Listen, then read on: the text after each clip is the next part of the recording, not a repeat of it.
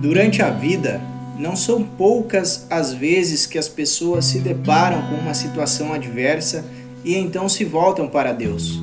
E na busca por uma solução, surgem então os propósitos com Deus. Fazer propósitos com Deus pode ser edificante, porém, muitas pessoas acabam pecando ao fazê-lo, e isso ocorre por falta de conhecimento da palavra do próprio Deus, a Bíblia. Fazer um propósito é algo muito sério diante de Deus. Mas, afinal, você sabe o que significa fazer um propósito com Deus? E qual a forma correta de fazê-lo? Primeiramente, para realizar um propósito, você precisa saber o que isso significa. Fazer um propósito significa que você está assumindo um voto, um compromisso diante de Deus. Significa que você está fazendo uma promessa a Ele. E ao realizar um propósito com Deus, este terá de ser cumprido para não pecar. Afinal, a Bíblia alerta sobre essa questão.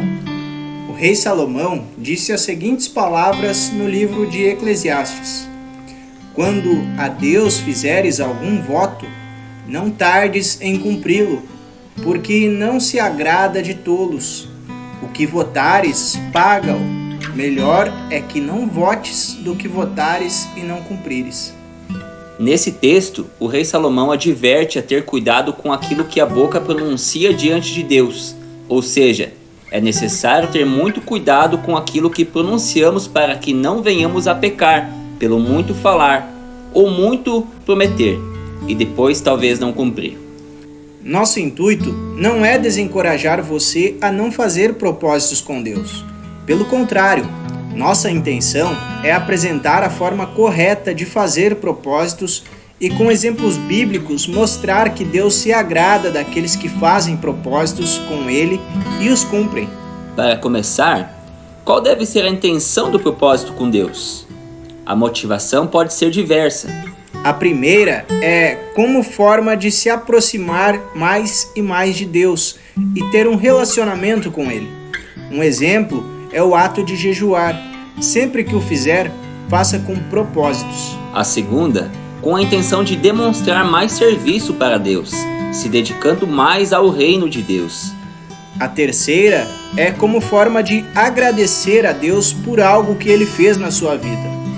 Ou a quarta, como forma de rogar a Deus por suas bênçãos.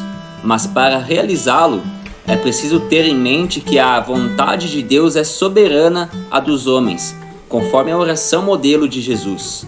Jamais encare um voto com Deus como uma mesa de negócios onde você pode barganhar uma coisa em troca do seu compromisso com Ele, pois tudo o que Deus lhe concede é fruto da graça e misericórdia dele e não pode ser alcançado por mérito próprio.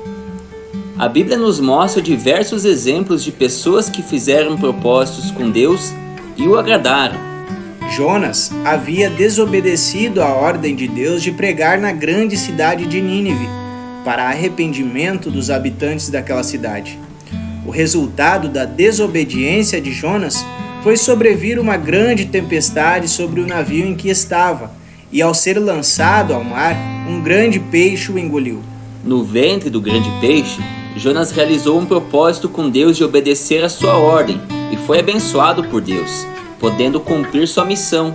E Deus realizou a sua obra na cidade de Nínive, salvando toda aquela cidade. Outro exemplo é o de Ana, que não podia ter filhos, mas fez um voto ao Senhor e Deus a abençoou concedendo-lhe um filho chamado Samuel, que foi um grande profeta de Deus.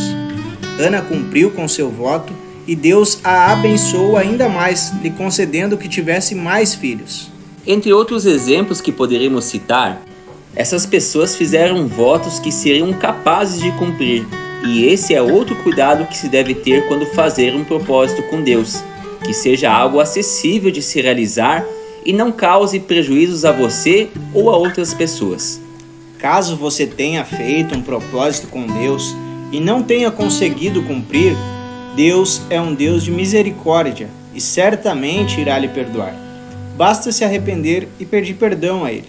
A Bíblia diz: se confessarmos os nossos pecados, Ele é fiel e justo para perdoar os nossos pecados e nos purificar de toda injustiça. Fazer e viver uma vida de propósitos com Deus é maravilhoso. Todavia, sempre estejamos atentos para não fazermos promessas que não poderemos cumprir.